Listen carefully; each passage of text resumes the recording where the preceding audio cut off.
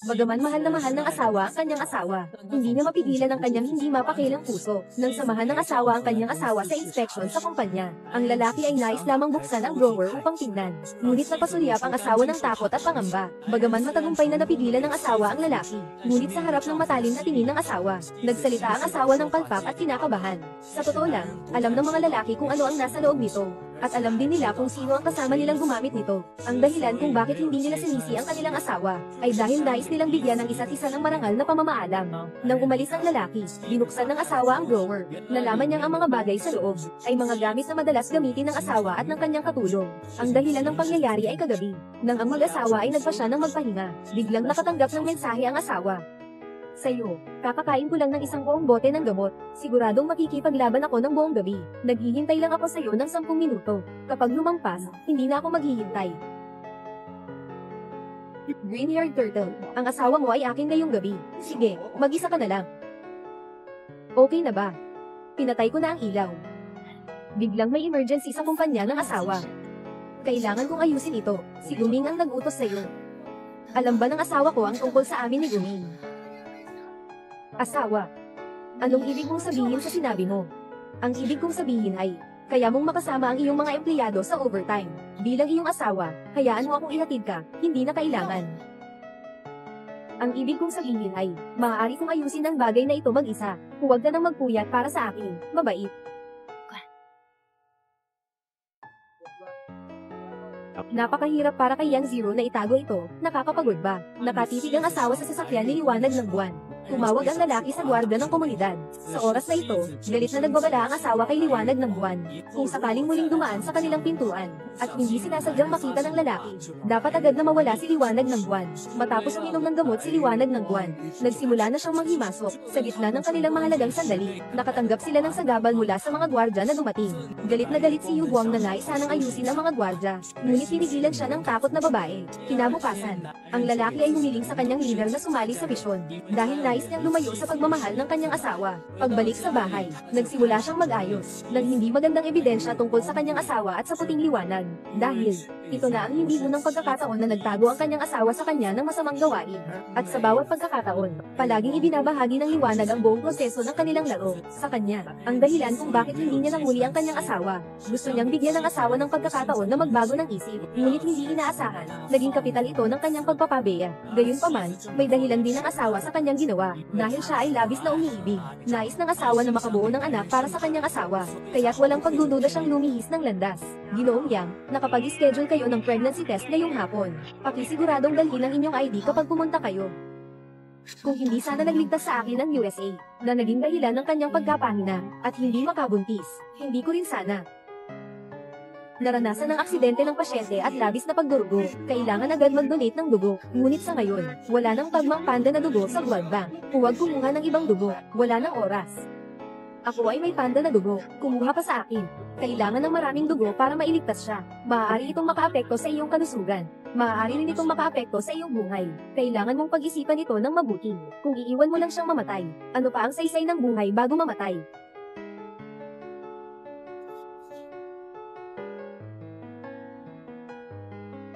Li Yang, ang ganda ng paggaling ng katawan mo. Hindi mo na kailangang mag-alala tungkol sa pagpaplano ng pamilya pagkatapos ng kasal.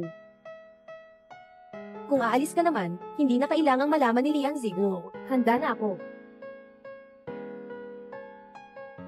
既然我已经达到这，我们还是要再回去。 Asawa, narinig ko na bumili ka ng one-way ticket. Saan ka pupunta? Wala. May isang kaibigan ako na gustong maglakbay. Nagsasalita lang kami.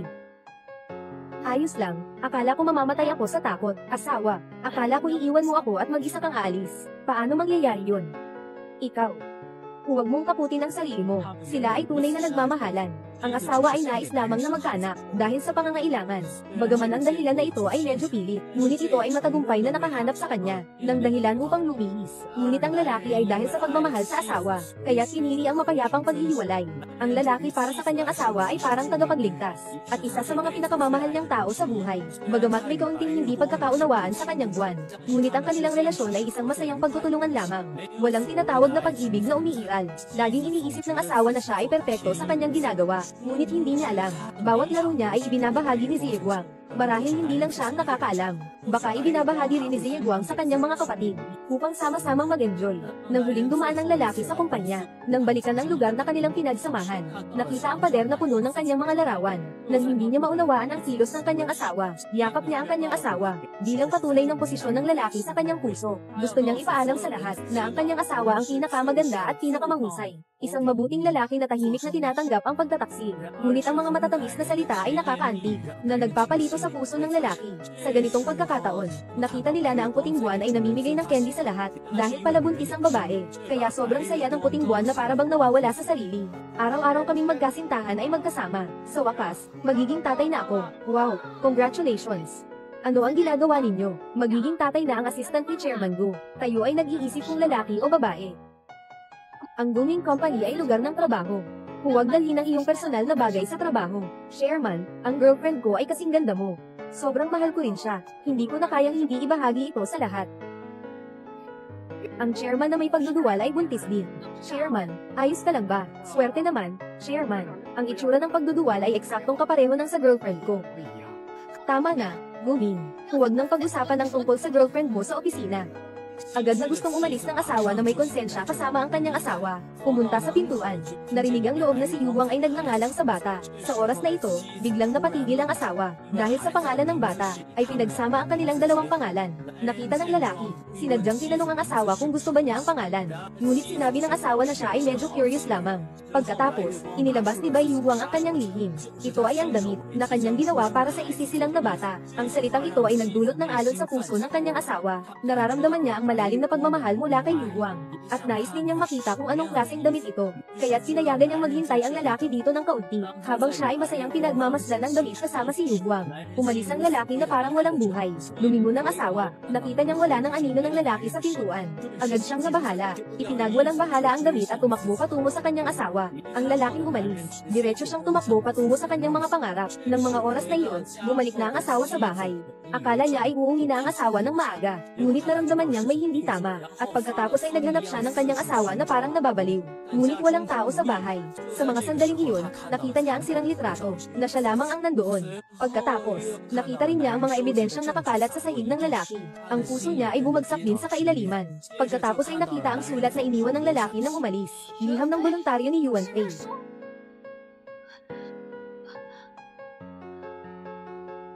Mahal, huwag mo ako iwan. Hindi ako kayang mabuhay nang wala ka.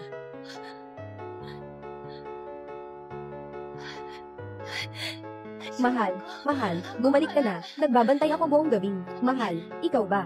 Ito ay isang padala mula sa Lynette. Pakisign lang ito.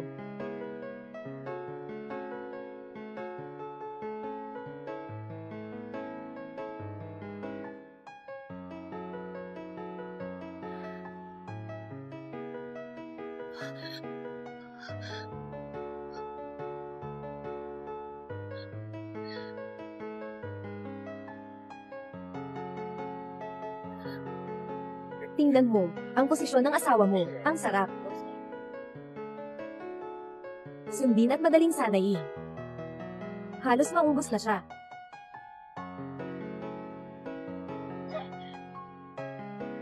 Gumi, papatayin kita.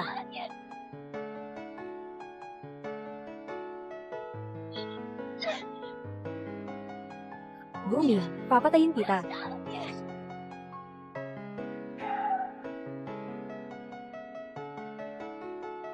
Mga kapatid, si Lin Yang ay pinatalsik ko na. Sandali lang, bibigyan ko kayo ng lihim na live stream, para makita ninyo, kung paano ko siya nilalaro. Ha. Ay, nakita mo ba? Itong sasakyan, may bak 300, nagkakahalaga ng 10,000. Yung babae na si Liang Zero, hindi man lang siya kumurap, bumili na siya para sa akin. Astig si Mingge, ang sasakyan na ito, sapat na para sa 10 buhay ko. Kailan dadalhin ni Mingge ang mga kapatid sa Villa para mag-party? Tingnan nyo ang mga mukhang walang pag-asa nyo. Nakita nyo ba ito? Itong relo. Limitado sa buong mundo, 50 lang. Regalo sa akin ni Liang Zero bilang simbolo ng aming pag-ibig. Asawa niya. Walang karapatang hawakan siya. Mapapaping siya sa akin ng nakaluhod. Ha. Ginoo. Nakaharang muli ang sasakyan ninyo sa daan. Ito na naman. Ay. Tandaan mo ito. Mula ngayon, dito ay akin na. Maging maunawain ka at umalis ka na. Kung hindi, papatayin kita sa trabaho ngayon din. Kung makita mo pa ang sasakyan na iyon, nakaharang sa pintuan ng bahay ko, basagin mo na lang agad. Pakinggan lahat. May trabaho na. Maganda ang ginawa ni Mingge. Alam ni Liang Zero, pinalayas mo ba ang asawa niya? Alam niya, ano ngayon? Nasa tiyan niya ang anak ko. Hindi ko siya pinaniniwala ang lalaban sa akin. Pero hindi ba't palagi kayong walang opisyal na relasyon ba? Oo, ang tunay na amo. Hindi pa rin siya ang asawa niya. Wala kayong alam. Nakita mo ba? Ano ito? Susi ng bilya ng pamilya Lin. Personal na ibinigay ito sa akin ni Liang Zero. Maghintay ka ng ilang araw. Ipapagawa ko sa kanya na ilipat ang titulo ng bahay sa pangalan ko. Ay. Kapag natutulog ang babaeng ito, mas masunurin siya kaysa gising. Tingnan mo itong larawan. Sa akin mismo niya isinulat ang pangako, na makikinig ako kay Guming mula ngayon. At umirma pa siya. Haha. Sapat na ba ang sinabi ko? Mahal, bakit ka nandito? Gusto mo na ba akong makita? Nakita mo na, di ba, ang chairman ng pamilya namin. Hindi makakapagpatuloy nang wala ako. Mahal. Narinig ko mula sa kaibigan ko sa airport, na si Lin Yang ay pumunta sa South Africa. Sa hinaharap, hayaan mo akong samahan ka at ang bata.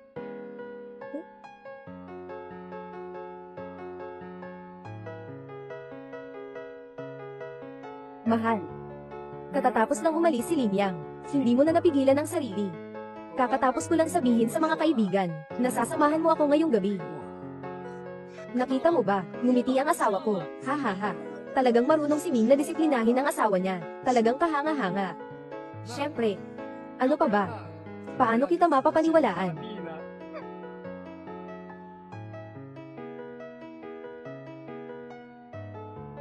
Anong ginagawa mo? Gusto kitang patayin.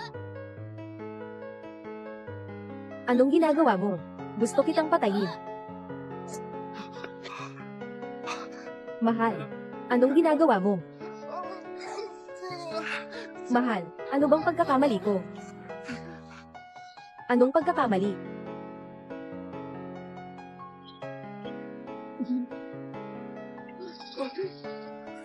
Nasabi ko na ba sa'yo, na huwag mong ipaalam, sa asawa ko, na may relasyon tayo. Pinadala ko sa kanya ang napakaraming malalapit na larawan. Baby, sobrang mahal na mahal kita, kaya naisip kong palayasin si Lin Yang, sapagkat ako ang tatay ng batang nasa tiyan mo. Kung wala si Lin Yang, ano pa ang silbi ko sa batang ito? Mahal, pakinggan mo ako. Kapag sawa na si Mingge, ipaalam mo sa kapatid, 300,000. Ngayon, ipapakita ko sa iyo, kung ano ang mawalan ng lahat. Pasensya na, si Lin Yang ang unang gumawa. 10 minuto para palitan ang Rolex. Magpadala ng larawan sa asawa ko. Magyabang sa grupo. Gusto pang maging lalaking may-ari.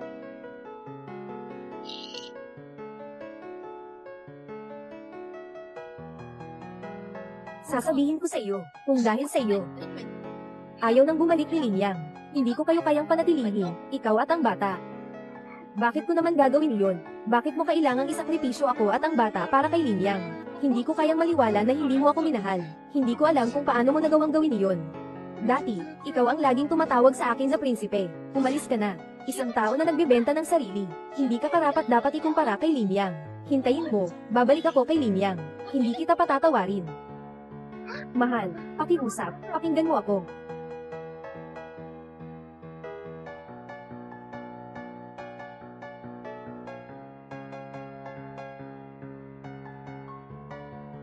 Mahal. Dito, tigil. Tigil.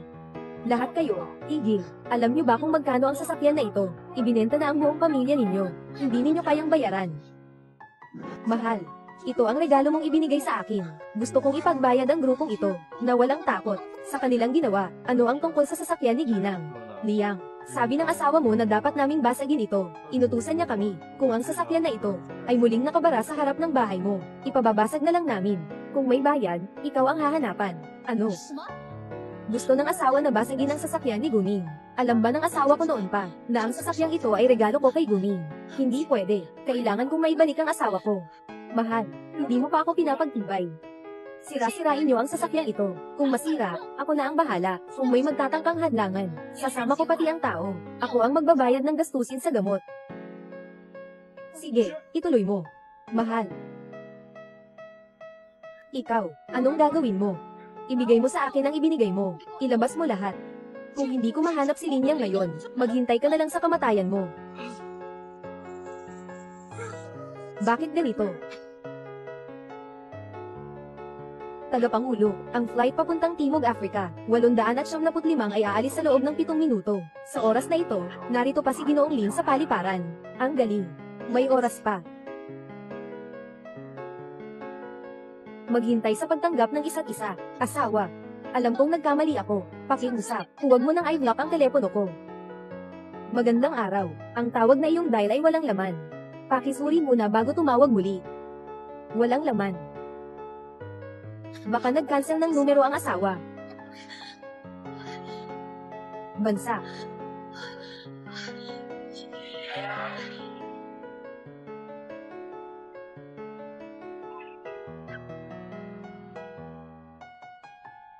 May natitirang 3 minuto. Nasa airport pa ang asawa.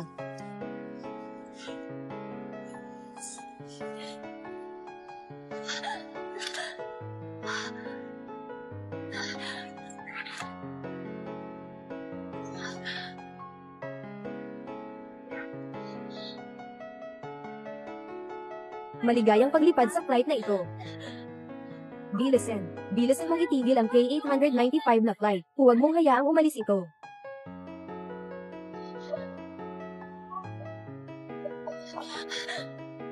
Bilisan. Bilisan mong itigil ang K895 na flight. Huwag mong hayaang umalis ito. Ginoo.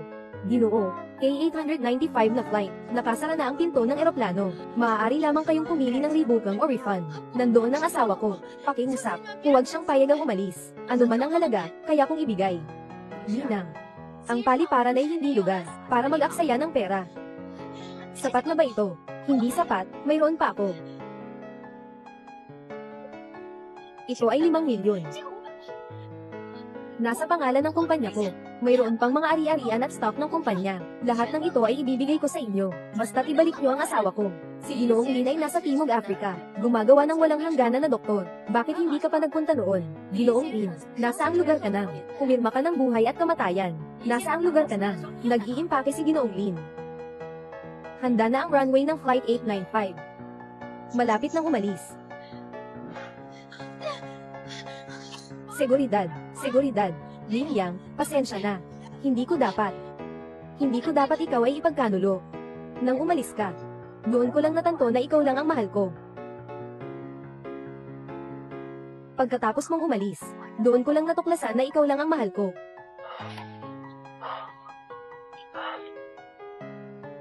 Professor Lin, mukhang hindi maganda ang iyong kalagayan.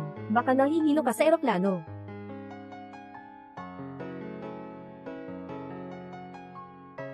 Walang anuman. Siguro nagkakamali lang ako, Liang Zero. Bakit ka nandito sa paliparan? Malaki ang panganib sa pagpunta sa lugar ng epidemya. Wala ka bang balak na makita ang pamilya mo? Mas kailangan ako ng epidemya kaysa sa pamilya.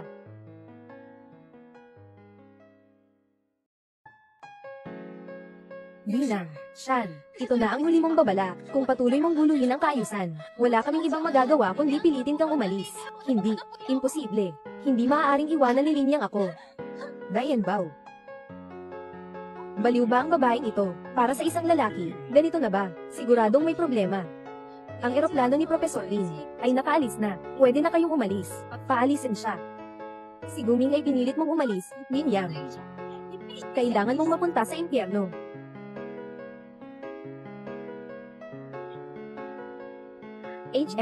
Perfecto. Nabaliw na ba si Assistant Gu? Larawan ni Linyang, pero paborito ng chairman. Paulit-ulit na sinabi ng chairman, huwag hawakan ang larawang iyon. Naghahanap siya ng kapahamakan. Tama. Anong nangyari? Bakit parang lahat kayo ay may masamang ekspresyon? O baka naman, iniisip nyo na hindi ako karapat-dapat? Assistant Gu, huwag kang magpapasobra. Bumalik na ang chairman. Ano naman kung bumalik siya? Siya ay may dinadala sa kanyang sinapupunan. Akin yang uri. Ano? Kaya pala, noong nagkaumay ang chairman dati, mas maalaga siya kaysa kahit sino. Simula ngayon, isang lalaking amo lang ang Jiang Group. Ako yon. Basta't sumunod kayo. Ko at si Zero. Hindi kayo mabibigo. Tara na. Hunugin niyo ang mga basurang ito. Inoonggu. Ng larawan ni Linyang. Kailangan ng chairman araw-araw. Maingat na pinunasan ng ilang beses. Ganito na lang ang nasunog. Natatakot ako. Tumahimik ka. Sinasabi kong sunugin mo. Sunugin mo. Sino man ang muling magbanggit kay Linyang. Papalayasin ko siya. Itigil mo na.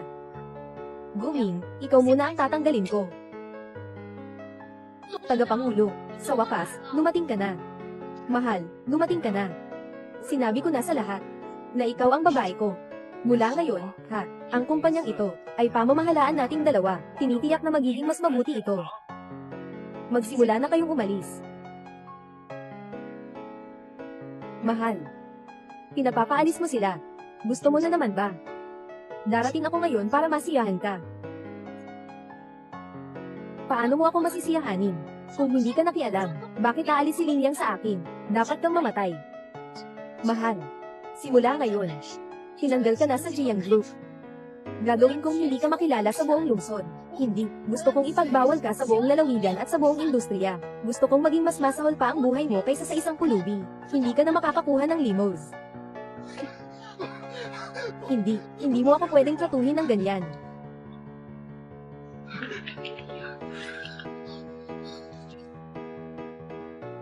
Ikaw si Guming. Sino kayo? Huwag hadlangan ng daan ko. Kami ay mula sa legal department ng Jiang Group. Inireklamo ka ni Ginoong Liang dahil sa ilegal na pag-angkin sa kanyang pribadong bilya at pag-aabuso sa pondo ng kumpanya. Ngayon ay pinapaalam na ikaw ay sinuspinde para sa investigasyon. Ano? Yung bilya na iyon ay binili sa akin ni Liang Zero. Huwag mo akong sir-on. Ang mga salitang ito, mas mabuting sabihin mo na lang sa panahon ng pagdinig. Mas mabuti pang hintayin mo. Oy, ikaw, ano ang ginagawa ninyo? Kayo, ikaw, Liang Zero, ikaw, babae. Sawa na akong makipaglaro sa iyo. Sa loob ng maraming taon, sinasabi mong pwede nang magalit. Ikaw ay isang babae. Bitawan mo ako. Dalhin mo na.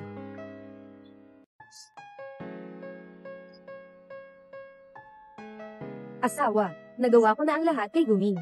Kung hindi mo pa rin, maipapatawad ako.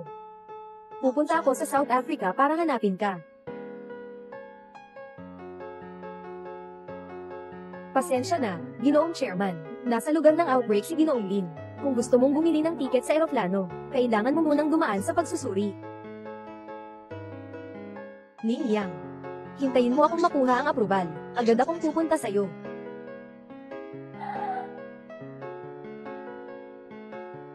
Ginoong Direktor, araw-araw siyang nakatambay sa pintuan ng ospital. Hinahanap kayo para sa aprobal. Lagi mo bang iiwasan siya? Hindi ako ang umiwas sa kanya. Siya ang walang karapatang makita ako. Si Lin Yang ay kapatid ko. Sino mang nagdalamhati kay Lin Yang, ako'y hindi na makikipagkasundo sa kanya. Magmaneho ka.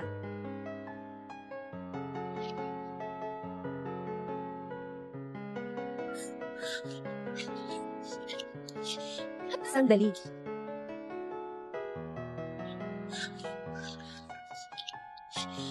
Sandali, Direktor Shen. Direktor Shen, kailangan ng iyong pag-aproba para sa tiket papuntang South Africa. Kailangan itong aprobahan mo. Pakiusap, payagan mo ang aking aplikasyon. Hayaan mo akong hanapin si Lin Yang. Nakaluwag po ako sa inyo. Pakiusap, pumayag po kayo sa aking aplikasyon. Walang Lin Yang. Talagang hindi ko na kayang mabuhay. Direktor Shen, pakiusap. Pakiusap. Pakiusap. Direktor, isang buntis na babae ang nagmamakaawa dito. Ay naku.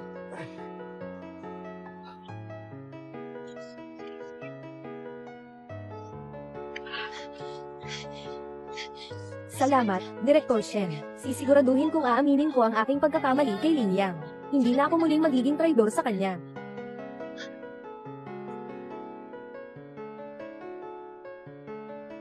Liang Zero, kung tao ka pa rin, huwag mong saktan si Lin Yang sa South Africa. Saktan. Si Lin Yang ang asawa ko. Paano ko siya masasaktan? Ganun ba? Sige, tanungin kita. Tuwing sumasakit ang tiyan ni Lin Yang, nasaan ka? Sakit sa tiyan. Walang sakit sa tiyan si Lin Yang. Mahal. Mahal, medyo masakit ang tiyan ko. Mahal ko. Kakausap ko si Assistant Go tungkol sa negosyo. Babalik ako mamaya ngayong gabi. Asawa, asawa. Noong umabot ang sakit sa tiyan ni Lin Yang, Nakikipag-usap ka ba sa tinatawag na, ang paboritong lalaki ni Guming? Naghahanap ng kasiyahan yata, ako. Tatanungin kita ulit. Yung sugat sa kamay ni Linyang, paano ito nangyari? Mahal, medyo malabnaw ang nilutong sabaw mo. Pwede mo ba itong lutuin muli? Kung malabnaw, maglalagay ako ng asin mamaya. Hindi na ito magiging malabnaw. Pero, gusto kong lutuin mo ulit. Magandang pakinggan, asawa.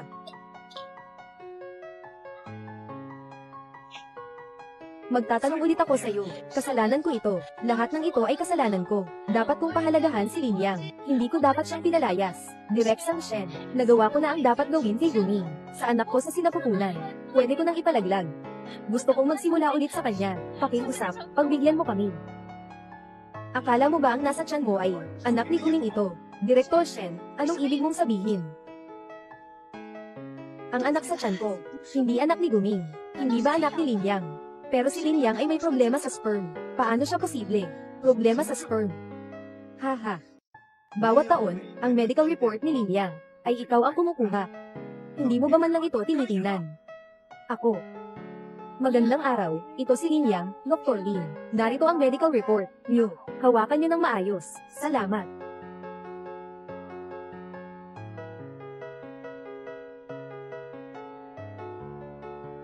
Talaga bang kilala mo si Linyang? Kahit ang kalusugan ng asawa mo, ay hindi mo pinapahalagahan. Anong karapatan mo, na humingi ng tawad sa kanya? Direktor Shen, alam kong nagkamali ako. Noong una, ginawa ko ito para sa, mag-iwan ka ng isang anak kay Linyang, para lang mahanap si Guming. Ngayon, alam na ni Linyang ang katotohanan. Hindi ko talaga papayag ang iwan ng batang ito. Jiro, alam kong hindi maganda ang kalusugan ko, pero aalagaan kita buong buhay ko. Gusto mo ba?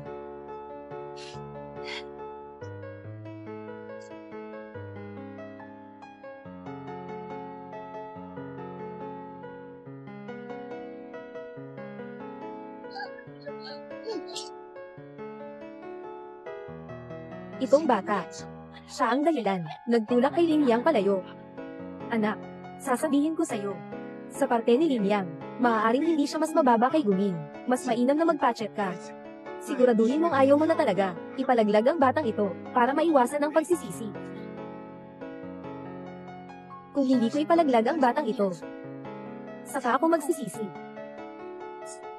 Direktor Shen, huwag kang aalis. Pakiusap, bigyan mo ako ng isa pang pagkakataon para magkamali. Tulungan mo akong sabihin kay Linyang.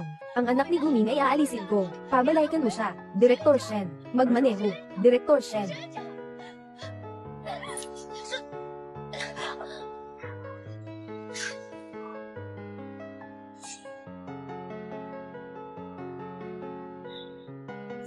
Tapos na. Sa wakas mawawala na rin ang batang ito.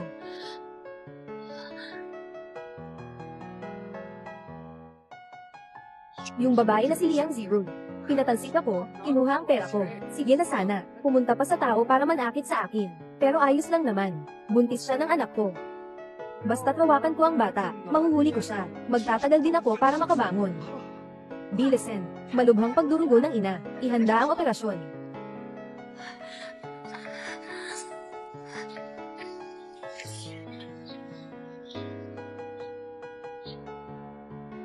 Linyang.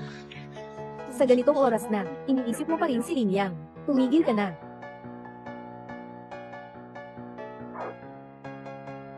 Linyang. Ginoong Liang, malakas ang pagdurugo mo ngayon. Huwag kang gagalaw. Mukhang ang langit, ayaw ng lahat na mag-reconcile kayo. Liang Zero, sagot ka sa telepono. Pag-usapan natin ang tungkol sa bata. Doktor. Hindi mapapanatili ang bata. Kung hindi, ayos lang. Gawin mo ng maayos. Ginoong Liang, ang kalagayan ng iyong katawan ay hindi angkop para sa sapilitang pagpapalaglag. Sapilitang operasyon, maaaring magdulot ng kawalan ng kakayahang magbuntis sa hinaharap. Ayos lang iyon. Ang batang ito ay kahihiyan lamang habang nasa tiyan ko. Ngunit 4 na buwan na ang bata. Talaga bang hindi mo na ito isasaalang-alang? Isasaalang-alang ang ano? Isasaalang-alang na malaman ni Linyang na ang dinadala ko ay anak ni Guming. Mas gugustuhin kong mamatay kaysa ipanganak ang batang ito. Kailangan maghintay ng kaunti para sa mas magandang kondisyon ng katawan. Bago magpa-opera, walang kailangan pang hintayin. Ngayon na agad. Bakit ka nagmamay-ari ng desisyon? Pinatay mo ang anak ko. Anong pakialam mo sa desisyon ko? Hindi anak ni Linyang. Walang silbi kung wala. Sumpa. Lagi na lang para kay Linyang. Walang bata. Paano kita maaasahan sa hinaharap? Agad na inorganisa ng doktor ang operasyon. Tumigil ka, huwag kang umalis. Liang Zero. Akala mo ba na kapag pinatay mo ang bata, babalik na si Linyang? Hindi na siya nagmamahal sa'yo. Tayo dalawa ang tunay na magkapareha. Magkapareha. Ikaw ay isang aso na aking inaalagaan. Kahit isang daliri ni Linyang, ay hindi mo kayang abutin. Ginoo ito. Kung patuloy mong naglangan ng trabaho namin, palalayasin ka namin.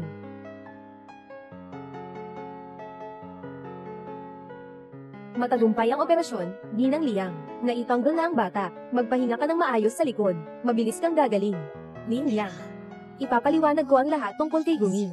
Tanggalin mo lahat. Mapapatawad mo ba ako? At magsimula tayo ulit. Tama. Tama. Ibigay mo sa akin ang telepono ko. Gusto kong sabihin sa kanya. Chairman, tingnan mo ako sa Guming. May nadiskubre sa folder.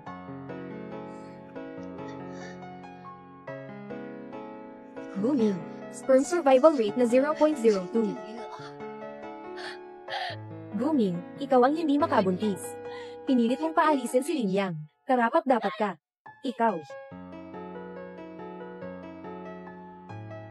Yung batang nasa tiyan ko. Akala mo ba na ang dinadala mong bata ay anak ni Guming? Sa panig ni Linyang, maaaring hindi mas mababa kay Guming. Hindi mangyayari na ganito kaswerte. Sa susunod na buwan, ovulation period namin. Mag-effort tayo na magkaroon ng anak, okay ba? Pag-usapan na lang natin, huwag masyadong pahirapan ang sarili.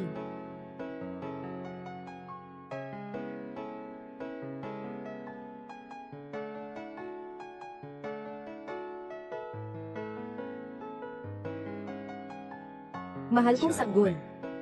Kahit na hindi mo pa alam kung kailan ka darating. Dapat gusto rin ni Linyang ang mga bata, di ba? Pero hindi, imposible. Siguradong hindi ako ang anak ni Linyang. Hindi ba nakalagaan na ang bata? Napatay na ba ang bata? Oo, anong problema, doktor? Ako at si Linyang ay magkaibigan. Magsimula ulit. Nagdalang tawa ko sa ibang lalaki. Tungkol sa bata, huwag na nating pag-usapan. Bata ng ibang lalaki. Hindi. Katatapos ko lang ikumpara sa database. Gumawa ng paghahambing. Nalaman mong ang dinadala mo ay anak ng asawa mong si Linyang.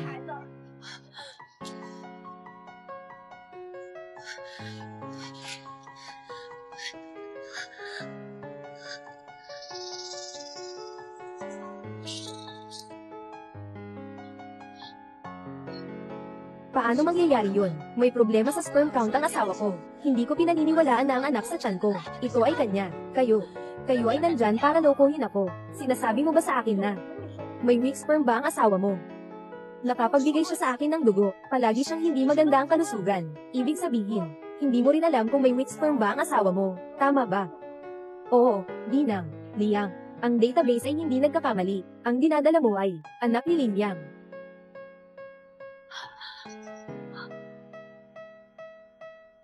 Ibig sabihin, nagsikap ako ng labis para makahanap ng surrogate kay Guming. Pero mali pala ang lahat.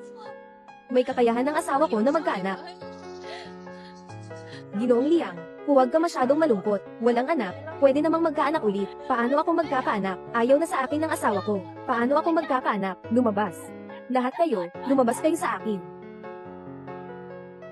Tagapangulo. At ikaw, umalis ka rin.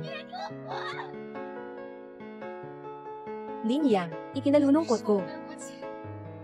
Hindi ko dapat ginawa iyon kay Guming. Nagtaksil ako sa iyo, at hindi ko dapat pinatay ang ating anak. Ako ay isang makasalanan. Dapat akong mamatay. Dapat akong mamatay.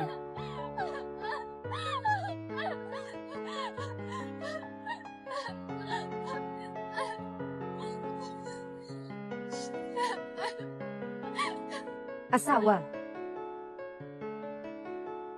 Asawa. Huwag nang umiiyak, sasanduan kita pa uwi.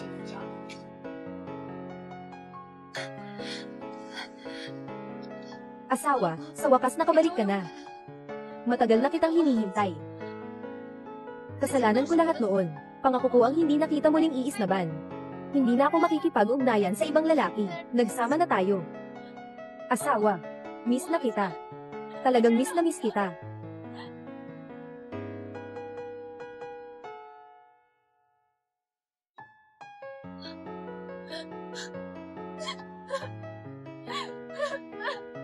Asawa, nagkamali ako.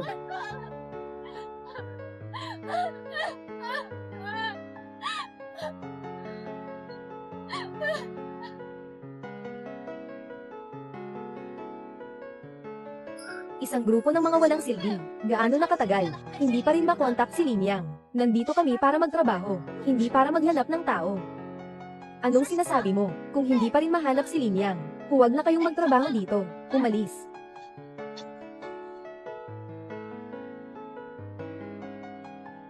Kailangan bang sa buhay na ito, hindi na kita makikita? Inutusan ko kayong hanapin si Linyang. Lingi ba kayo? Ginoo. Ito po ang lunch na hinihingi ninyo.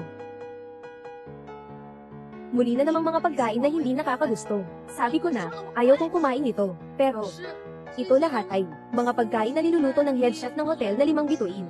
Sa restaurant, chairman. Ano ba talaga ang pabor mong kainin? Asawa. Nagluto rin ako ng paborito mong inumin. Sinigang na isda. Tikman mo na. Kamusta? Sobrang sarap, asawa. Ang sinigang mo ay ang pinakamasarap na sabaw sa mundo. Gusto kong uminom ng sabaw ng asawa ko. Naghanda ako ng stew na isda.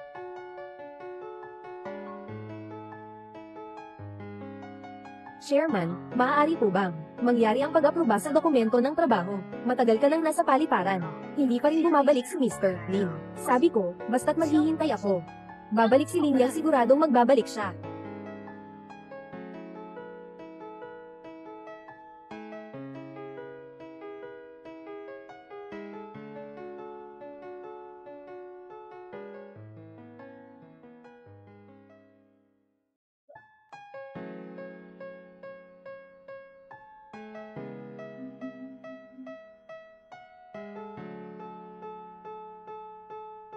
Limang taon na.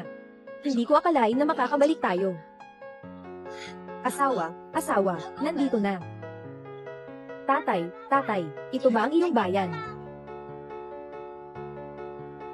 Tatay, ito ba ang iyong bayan?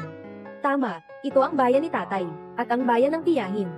Paano siya makakapag-anak sa ibang babae, ng mga bata? Ako ang kanyang babae, na dapat makabuo ng pamilya sa kanya. Dapat ako ang nararapat.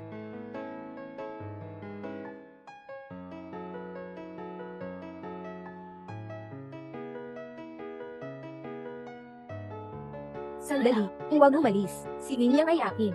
Walang sino man ang pwedeng makipag-agawan sa akin. Tatay, gusto kong kumain ng mansanas. Tatay, gusto ko rin kumain ng mansanas. Sige, tatay, balatan ko para sa inyo. Kuya Lin, hindi naman sila talagang anak mo. Ganun mo lang siya, tinawag na tatay mo. Ang kanilang tunay na ama ay namatay nang sumama ako sa lugar ng sakit, nang siya ay mag-alay. Kahit na nakaligtas ako sa kabutihang palad, may pananagutan din ako, na alagaan ang kanilang mga anak. Kung hindi dahil sa pag-aalaga, sa 2 batang ito, hindi na sana ako bumalik sa bansa. Siguro hindi ko na makikita si Liang Zero. Matagal na ang nakalipas, siguradong nakalimutan na rin niya ako. Asawa.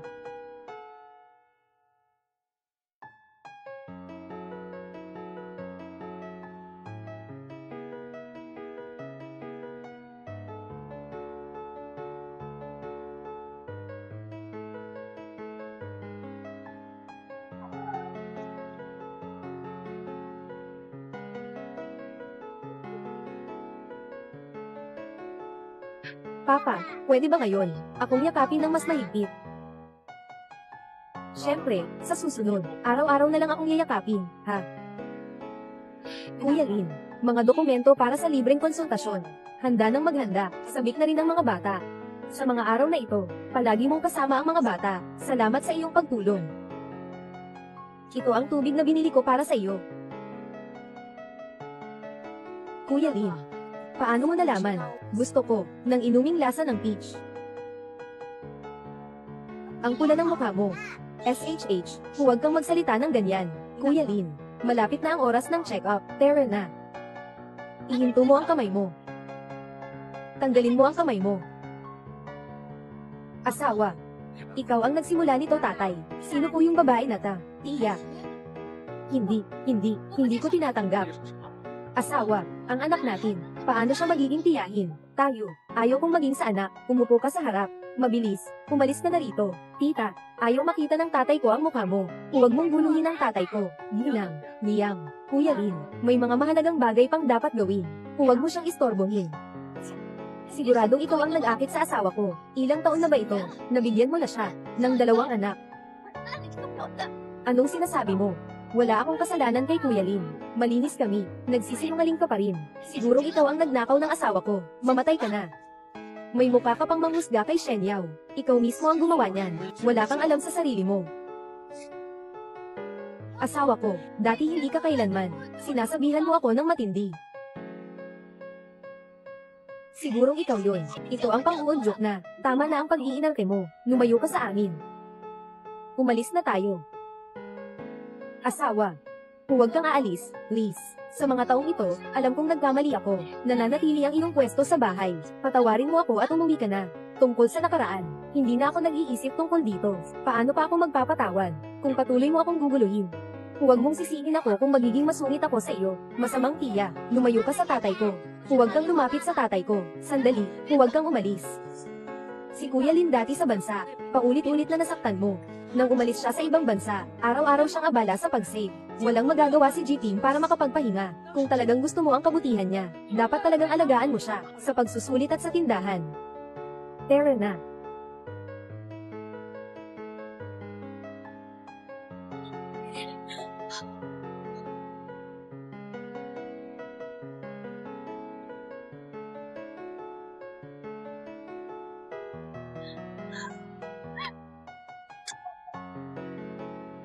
Asawa. Alam ko na.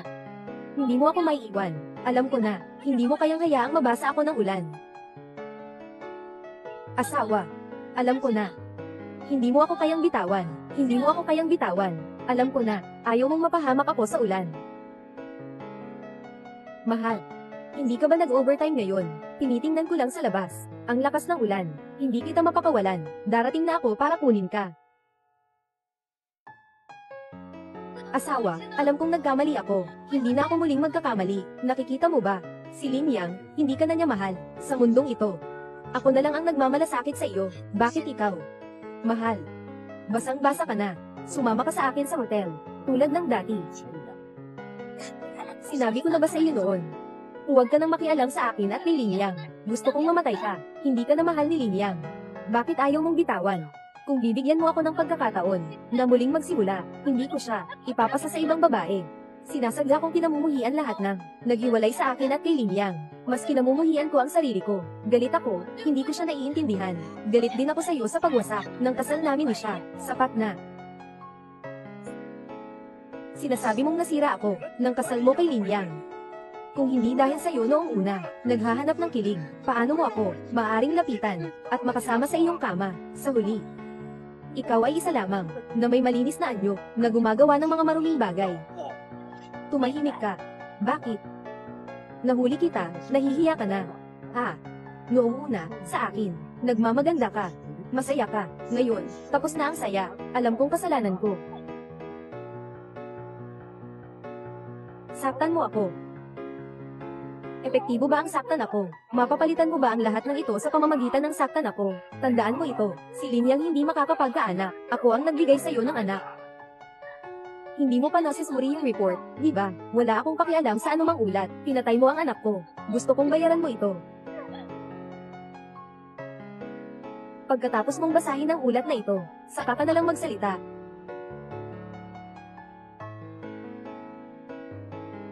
Tingnan mong mabuti kung sino ang hindi makabuo. Paano nangyari ito? Ngayon, bumalik na si Lin Yang. Basta taos-puso akong humingi ng tawad sa kanya, tiyak na mapapatawad niya ako, at ikaw.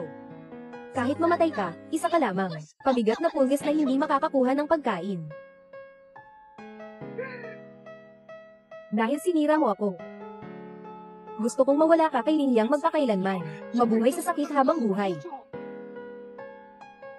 Congratulations, Linyang. Ang laban sa pandemya sa Timog Africa ay matagumpay na natapos. Ikaw ang leader ng grupo. Dapat siya ang unang tumanggap ng papuri, Ginoong Shen. Sa pagkakataong ito, laban sa pandemya sa Timog Africa, many doctors fought bravely. Sa unahan, nagbigay ng buhay para sa iba. Ang unang karangalan, dapat ay para sa kanila. Ikaw. Talaga namang handang-handa, naisipin ng iba. Sige, susundin kita.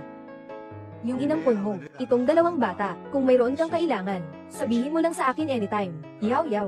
Kadalasan, tulungan mo si Linyang. Inay, huwag kang mag-alala, siguradong aalagaan ko ng mabuti, si Kuya Lin at ang dalawang batang ito. Linyang.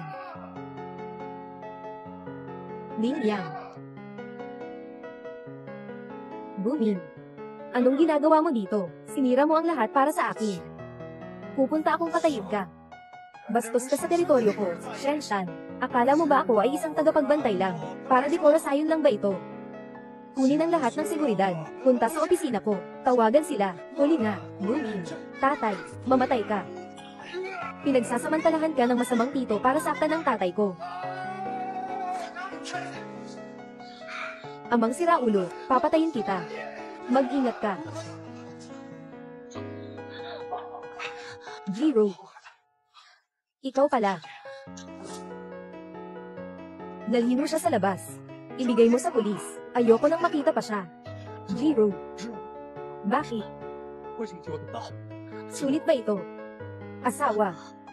Pasensya na. Ginoong Liang, talagang napaka. Kaakit-akit ng Ginoong Lin sa inyong bahay. Sa mga nakaraang araw, maraming kilalang babae ang nagtatanong tungkol sa kanya. Talaga ba, itong lalaking ito, kahit mahal niya ang asawa niya, kung walang anak na nakatali sa kanya, maagang mangungulog siya sa mga panlabas na kababaihan. Kung tinanggap ko lang ang tawag noong araw, ang iyong telepono. Ang ating anak ba, ay tatawag na ng mama. Huwag ka nang magsalita. Tutulungan kitang huminto ang pagdurugo. Asawa. Marami akong maling nagawa dati. Pero sa susunod na buhay, gusto ko pang makilala ka. Ngunit bilang isang malinis, na walang pagkakamali o pagtataksil, na makilala ka.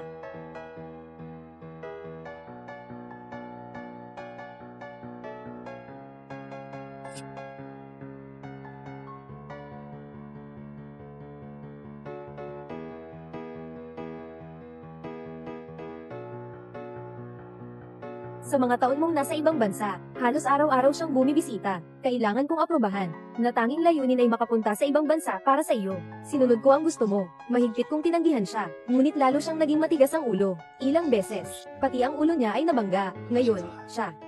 Madray gising pa ba? Mahirap sabihin iyon. Noong huli, nagpa-abort siya. Hindi na bumalik ng maayos ang kanyang katawan. Ngayon, nagkaroon siya ng labis na pagdurugo, dahil din sa matagal na depresyon. Kahit na siya ay nakaligtas, sa panganib sa buhay, hindi na magiging kasing ganda ng dati ang kanyang katawan. Mula ngayon, ako at si Liang Zero, bagaman hindi na ito posible, ngunit siya ang nagligtas sa buhay ko. Hindi ko maaring panuurin siyang mamatay. Susuriin ko ang mga kaugnay na kaso ng paggamot. Hindi ko siya papayagang mamatay. Lin Yang. Nais mo bang isipin na noon, dahil nailigtas mo siya sa aksidente, kaya siya nagmahal at nagpakasal sa iyo. Ngayon, nailigtas mo siya muli. Takot ako na pagkatapos niyang magising, mas lalo siyang di makaalis sa iyo. Pero hindi ko rin magagawa na mapanood na lang isang tao na nagbuwis ng buhay para sa akin. Ganoon pa rin ang sabi ko, huwag magpabeya sa oras ng panganib. Kung ganito, ano pa ang silbi ng pagiging doktor?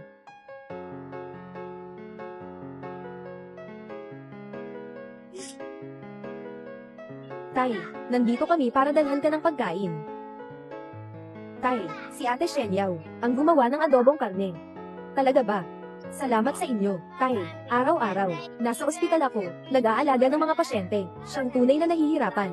Alam ni Ate Shenyao at Tatay, na mahilig kang kumain ng bahagyang maanghang, kaya't espesyal na binawasan ang chili sauce. Subukan mo na. Mukhang may improvement ang pagluluto ni Ate Shenyao. Mukhang may progreso. Di ba? Maganda ang tita. Bakit kailangang iligtas ng tatay? Siya ay nagtaksil sa tatay. Huwag nang alalahanin siya ng tatay. Kayo naman, tandaan ang sinabi ng tatay. Sa mundong ito, tanging ang mga malupit at masama ang dapat mamatay. Ano naman ang iba, di maiwasang magkamali. Pwede nating piliin na patawarin, o hindi patawarin. Pero, Hindi ito dahilan para hindi kumilos bilang doktor, na hindi magsagip kapag may nangangailangan. Naintindihan mo ba? Naintindihan namin, Dad. Ito ang madalas mong sabihin. Ang doktor ay may puso, Liang Zero. Niligtas mo ang buhay ko. Hindi ko nangangabunin ang nakaraan. Pero tayo ay hindi na magkakaroon pa ng kinabukasan. Pagkatapos mong magising, sana'y magkaroon ka ng bagong buhay mo. Kumain na ba kayong dalawa?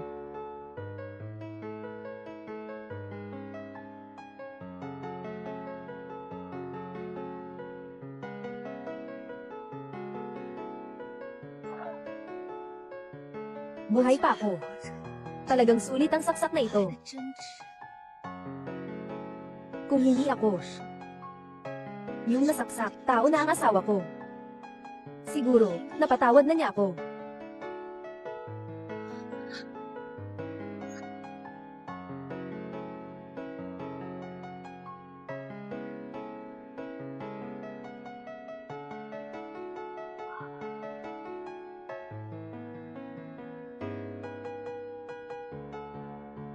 Sa pagkakataong ito, siguradong gagawin ko, isang perpektong asawa.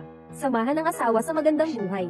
Mga pasyente ng 317 at 405. Matapos gamitin ang gamot, manatili sa ospital, para mag-obserba, kung wala namang problema. Kung may tanong ka lang, maaaring ayusin ang paglabas. Sige po, Dr. Lin. Asawa ko, kapatid na lalaki ni Lin, tatay. Tatay. Anong karapatan nila na manatili sa tabi ng asawa ko? Talaga namang. Bakit kayo nandito? Hindi ba't kaarawan mo ngayon? Kami ng mga bata ay espesyal na pumili ng regalo para sa iyo. Talaga.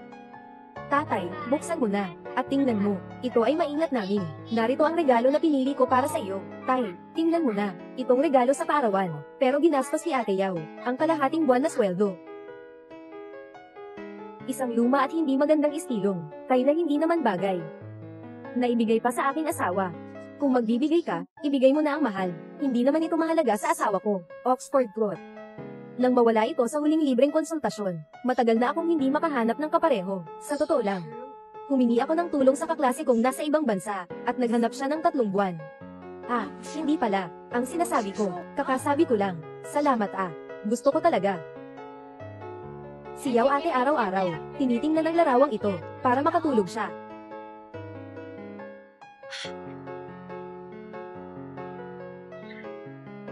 Kuya Lin, kape. Magdagdag lang ng 1 ikatlong asukal. Gabi na nagbabantay, dapat may dalang kumot. Huwag na siyang tingnan habang natutulog. Sister Yao, hindi ka siguro magugustuhan. Naging tatay ka na siguro. SHH. Huwag kang magbula. Ah, Kuya Lin. Huwag mong pakinggan ang mga bata na nagbubula. Ibalik mo sa akin. Hindi ko ibabalik. Ibalik mo na, bilis. Noon, nagbibigay ako ng regalo sa asawa ko. Hindi siya kailanman. Napakasaya. Oo nga. Dati, alam ng asawa ko kung gaano karaming asukal ang gusto ko sa kape. Pero hindi ko alam kung gaano karaming asukal ang kailangan niya. Nangyari ang mga bagay. Kasama si Guming pagkatapos noon. Ano ang karapatan ko para humingi ng tawad sa kanya? Ngayon, ayaw na rin niyang masaktan ako, di ba?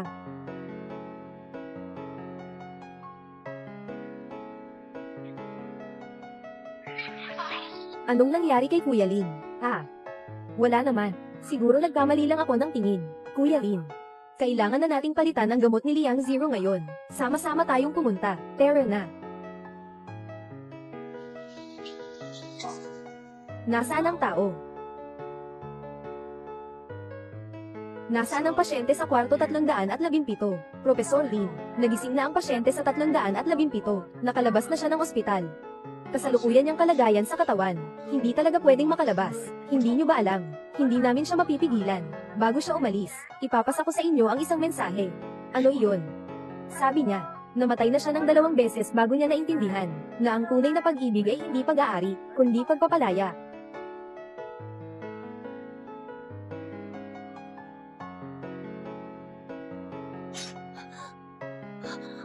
Sayang, naintindihan niya ito ng masyadong huli. Huli na para magkaroon pa ng karapatang humingi ng tawad.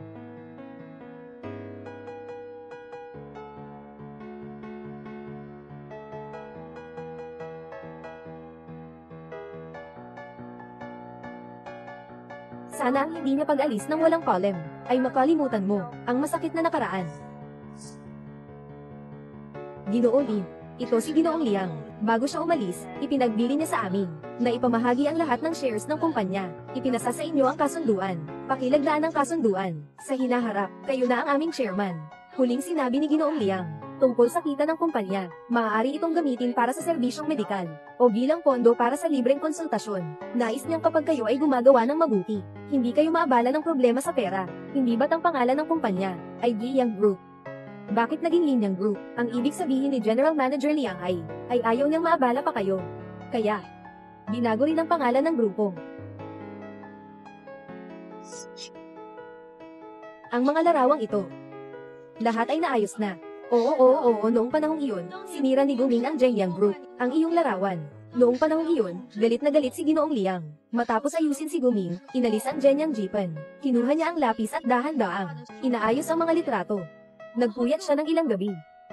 Ginoong Lin. Ginoong Lin, nakabalik ka na.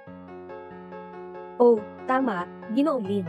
Noong umalis kayo sa bansa, yung hindi kilalang sasakyan, ay nakaharang na naman sa harap ng bahay nyo. Sinunod lang namin ang utos nyo, at sinira namin yung sasakyan. Noong mga panahong iyon, ang asawa nyo, ay talagang sinuportahan kami. Si Liang Zero ay pumayag na pasukin nyo ang sasakyan. Oo nga. At saka pagkatapos, binigyan pa tayo ng kaunting bayad.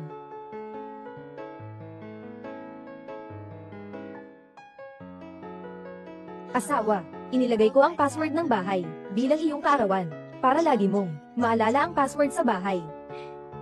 Matagal na ang nakalipas. Dapat na siguro niyang binago ang password.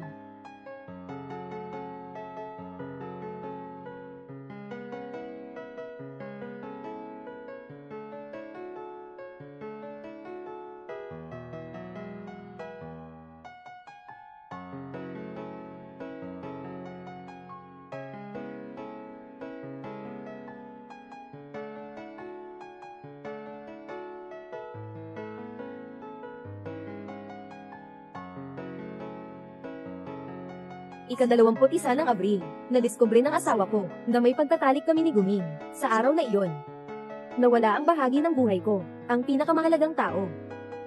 Abril 23. Matapos umalis ng asawa, nagsimula akong magka-insomnia buong gabi. Hindi ako makatulog. Sa bawat pagsara ng mata, nasa isip ko ang aking asawa.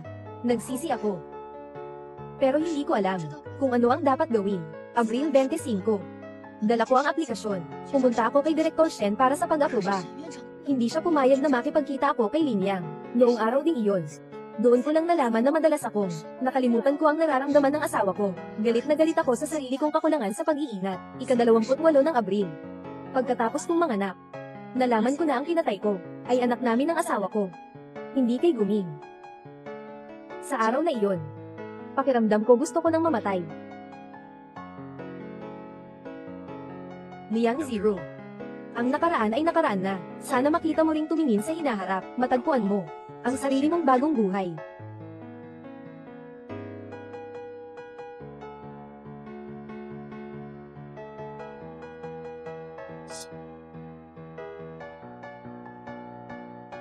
Nabalitaan ko, sa pagkakataong ito, ang mga nagpa-medical mission ay lahat, mga doktor sa kabisera, magaling talaga sila sa medisina. Sandali lang, papatingnan ka nila, tungkol sa ubo mo. Baka sakaling magamot pa. Matagal na itong sakit ko. Noong bata pa ako, may nagawa akong mali, hindi ka pa rin nag-aalaga ng maayos. Kaya, sino ba ang hindi nagkamali noong kabataan nila? Ikaw rin naman. Hindi mo na kailangang parusahan ang sarili mo ganito. Teka. May libreng konsultasyon tayo ngayon. Kung sakaling may mahirap gamutin na pasyente, lahat ay dadalhin namin sa aming ospital. Ako ang gagastos. Sige po, Direk Lin.